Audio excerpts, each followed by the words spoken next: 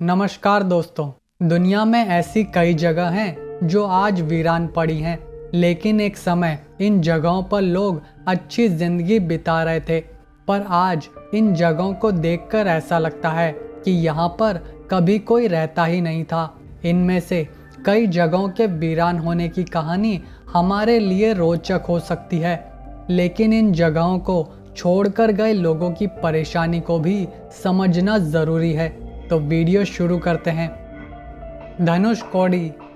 धनुषकोडी वीरान पड़ी जगह है जो कि तमिलनाडु का एक आइलैंड है। ये आइलैंड एक समय 3000 से भी अधिक लोगों का घर था, पर आज ये पूरा आइलैंड बस खंडरों का कब्रिस्तान बन चुका है। लेकिन आइलैंड पर रहने वाले लोग कहाँ गए? ऐसा यहाँ क्या हुआ कि लोगों को इस जगह को छोड़कर यहाँ से जाना पड़ा? ये बात है 22 दिसंबर 1964 की, जब यहाँ पर भयानक तूफान आया जो यहाँ के लोगों की सोच से कई गुना बड़ा था। इस तूफान की तेज हवाएं जो कि 270 किलोमीटर प्रति घंटे की रफ्तार से दौड़ रही थीं, जिस कारण समुद्र की लहरें 20 फीट ऊंची थीं। इस तूफान में करीबन 1000 से भी ज़्यादा लोगों की मौत हुई और लोगों को इस जगह को छोड़ने पर मजबूर होना पड़ा। अब ये जगह पूरी तरह से पर्यटन स्थल बन चुकी है। यहाँ हर समय लोगों की भीड़ लगी रहती थी, लेकिन यहाँ रात को कई लोगों ने भूतों को देखने की बातें कहीं, जिसने लोगों को डरा दिया। अब आइलैंड पर रात के 6 बजे के बाद में जाना मना है। ऑर्डोस सिटी एक समय था जब चाइना की ऑर्डोस सिटी से चाइना को पैसा ही पैसा मिलता था, पर जिसे आज दुनिया का सबसे बड़ा भूतिया शहर कहा जाता है। आज से करीबन 15 साल पहले की बात है, जब यहाँ पर कोयले की खदानें हुआ करती थी, जिससे ऑर्डोस सिटी को अच्छा खासा पैसा मिलता था। तब उन्होंने शहर के इंफ्रास्ट्रक्चर को बेहतर बनाने के लिए पानी की तरह पैसा बहाया। उनका मानना था कि इस शहर को नया औद्योगिक केंद्र बनाएंगे। इस पूरे शहर को करीबन 10 लाख लोगों के रहने के लिए बनाया था। यहाँ पर सुविधा की हर चीज़ मौजूद है। घर, ऑफिस, स्पोर्ट्स सेंटर और एंटरटेनमेंट सेंटर, ये सब यहाँ होते हुए भी लोग यहाँ क्यों नहीं रहते हैं? तो उसका कारण है कि यहाँ पर प्रॉपर्टी टैक्स बहुत ज़्यादा है और यहाँ का कंस्ट्रक्शन बहुत ही ख़राब होने के कारण लोग इस जगह से दूर ही रहते हैं। आज यहाँ पर 1 लाख से भी कम की आबादी रहती है। भविष्य का शहर माना जा रहा ये शहर आज इसका अधिकांश हिस्सा वीरान पड़ा है। गोल्ड फील्ड, ये गोल्ड फील्ड अमेरिका के नवादा में बसा हुआ शहर है। ये जगह एक समय सोना उगला करती थी। सन 1900 के शुरुआत में यहाँ पर सोने की खदान मिलने से इस शहर की किस्मत बदल गई और यहाँ पर पैसों का अंबार लग गया। लेकिन मुसीबतें शुरू हुई सन 1922 से, जब यहाँ पर काफ़ी भयानक आग लगी, जिसने यहाँ की अधिकांश इमारतों को राख कर दिया। पर कुछ इमारतें बच गईं, जिन्हें आज भी हम देख सकते हैं। पर जब यहाँ आग लगने की घटना हुई तो उसके बाद से यहाँ पर लोगों को भूत दिखने लगे और ऐसी घटनाएं बढ़ने से यहाँ पर रहने वाले लोग इस जगह को छोड़कर यहाँ से चले गए।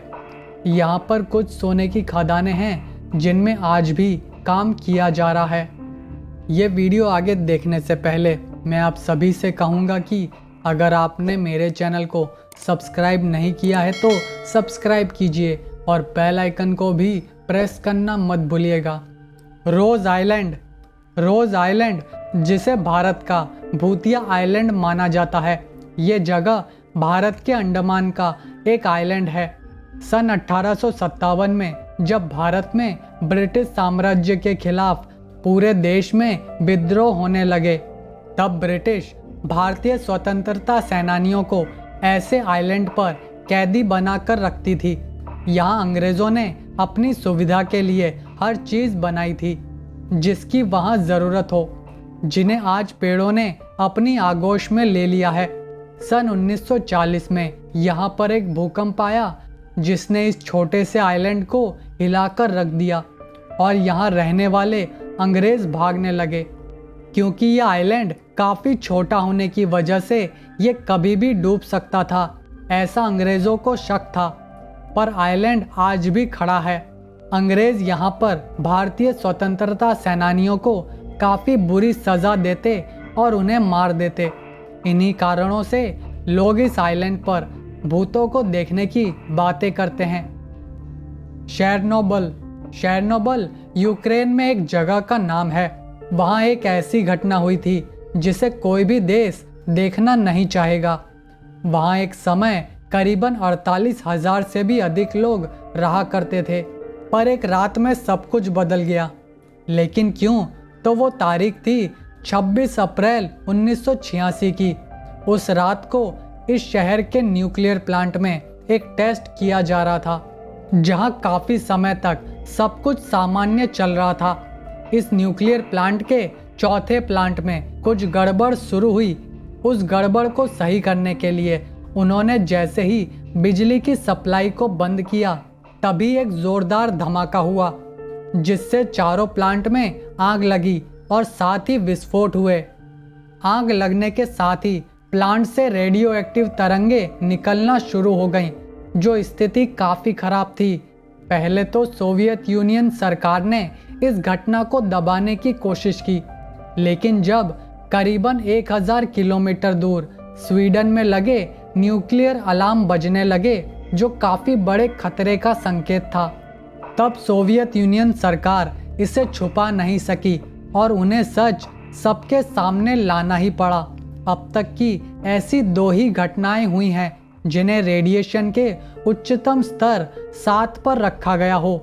ये उनमें से एक है, और दूसरा था 2011 का फुकुशिमा जापान की घटना।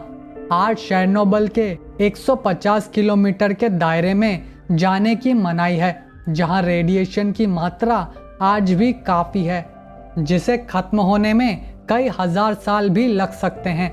आज यहाँ की वीरान जगहों को देखने के लिए पर्यटक और रिसर्च के लिए वैज्ञानिक आते हैं, पर इन पर्यटकों और वैज्ञानिकों को कुछ ही समय में ही उस दायरे के बाहर आना होता है। यहाँ की जगहों और घरों को देखकर हैरानी होती है कि जो चीज़ 35 साल पहले जहाँ थी, आज भी वो वहीं पड़ी है। ये सब देखकर पता चलता है कि लोगों ने इस जगह को कितनी जल्दी छोड़ा होगा और सारा सामान यहीं छोड़ गए। ये जगह आज जंगल हो चुकी है, जहाँ जानवर और पक्षी रहते हैं। अजीब बात यह है कि जानवरों और पक्षियों पर रेडिएशन का कोई बुरा असर नहीं हुआ है, बल्कि उनकी आबादी बढ़ती ही जा रही है। तो ये था आज का वीडियो। अगर आपके पास भी कोई सुझाव है तो कमेंट करके ज़रूर बताइएगा। तो जाने से पहले मेरे चैनल को सब्सक्राइब करें और मेरे वीडियोस को लाइक और शेयर करना मत भूलिएगा। धन्यवाद।